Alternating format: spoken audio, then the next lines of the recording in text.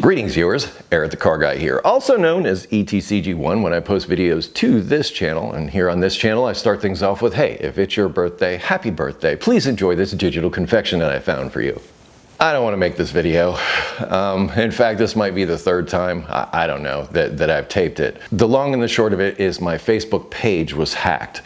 And to give you some insight into that, there's a difference between a personal Facebook account and a Facebook page. A personal Facebook account is, as its name implies, for your personal Facebook, the stuff that you post.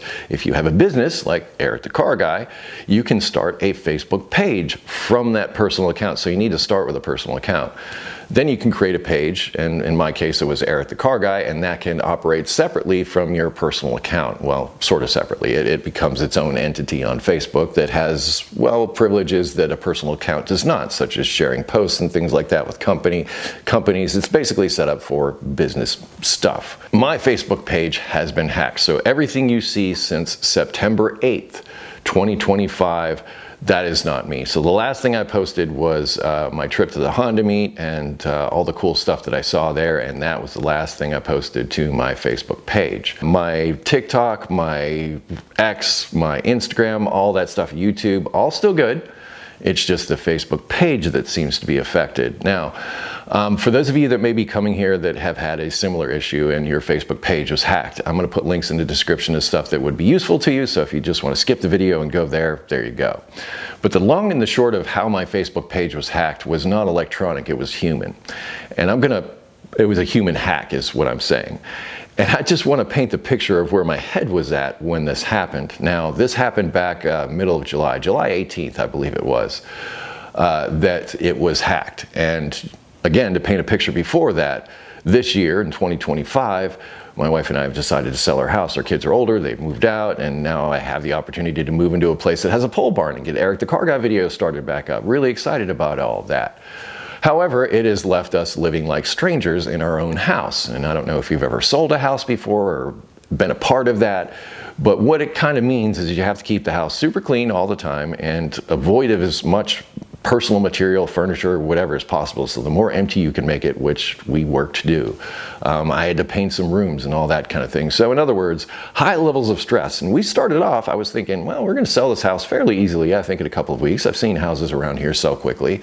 It was anything but. And the stress level was beginning to creep up. So after 6 weeks of the house being on the market, I think at that point was when the stress really started to set in. So I decided to head up to New York to spend time with my dad and my grandson and putting together the 1951 Chevy and getting that running again.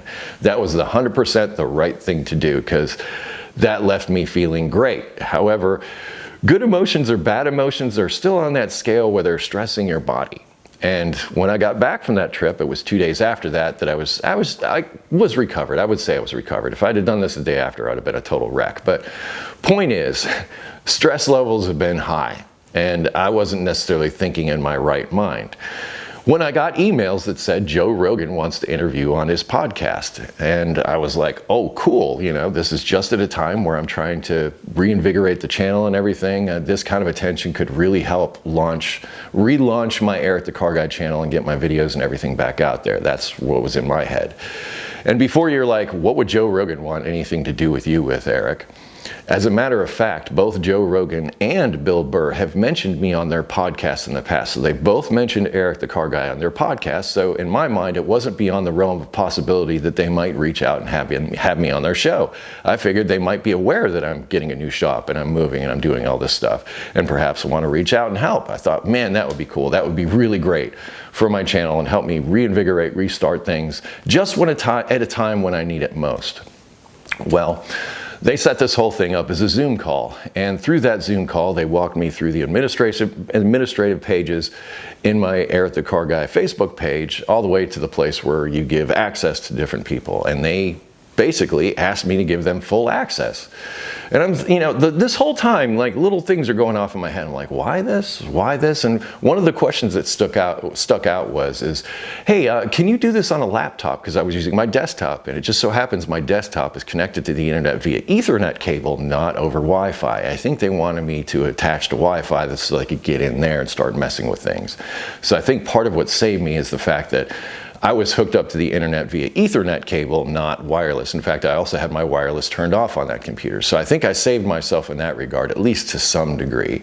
However, I gave up the channel just willingly, gave up the page willingly just by thinking that I was giving them access so that they could make this podcast thing happen. Well, no sooner did that Zoom call end where it started to dawn on me that that was BS. And I went back in to try to change things. I couldn't change things. And, you know, it was what it was at the time. But what I realized is that I could still post to my Facebook page. I just couldn't have administrative access to things, you know, like the other business features that I had before. And I'd sort of resigned myself to say, oh, well, if that's the worst of it, that's fine. I can still post to my page and away we go. Well, I'd been doing that since July all the way up until September 8th. And on September 8th is when they took over my feed. So the last thing I posted was for the Honda meet. That was my last post. Then after that came a bunch of just clickbait garbage, and that's what they've been posting for the past week. So, and here's something I want to put out there. I think that's not beyond the realm of possibility that these people are outside of the US. And I think it's interesting that they're using this material to try to get your attention, because I think their end game is to take over my Facebook page and start to profit from it in some way with this clickbaity stuff, because the more engagement they have, the more they can make from Facebook. I wasn't making hardly anything off of Facebook at all. I didn't really care about it. In fact, most of my social media I got because I had to, not because I wanted to. The only thing I really wanted to do was make how-to auto repair videos. Then after a while I realized that there was stuff to talk about that doesn't fit with repair videos, so I started the ETCG1 channel. So really my focus has always been on YouTube. This other stuff has been a way of promoting YouTube stuff, but more as a way of keeping others from pretending to be me. In fact, that's the reason why I got my TikTok account, is because there were 2 other accounts that were pretending to be Eric the Car Guy, and if I didn't get a TikTok account, they were going to be the Eric the Car Guy, the face of Eric the Car Guy on TikTok, not me. This is where we are. My Facebook page has been hacked. It's been taken over by a bunch of clickbait garbage, and I'm sorry about that. I'm sorry about all of this. I wish we didn't have to deal with it, but this is what's happening. As far as what to do, I'm not really sure, because initially I was saying go over there, flag all the posts, flag the page, do all this, but in a way that's kind of driving engagement. So I don't want to give them any more fuel for their fire. So I'm beginning to wonder, and I have been trying. I've reached out to Facebook directly through their help system. I've done everything I could via Facebook end of things. You know, I do searches on the internet, like what do I do, that type of thing. And that's where I came up with IC3, which is a government organization in the US, I think a division of the FBI, I'm not really sure. But they're there for internet complaints like this. And I've reached out to them, haven't heard back. I'm sure they have plenty to do, but the point is, I've contacted law enforcement about this at this point, and we'll see what happens there. I've also reached out to everybody I know that might have a connection at Facebook, because if I can find somebody with administrative access at Facebook, perhaps this could all be over soon.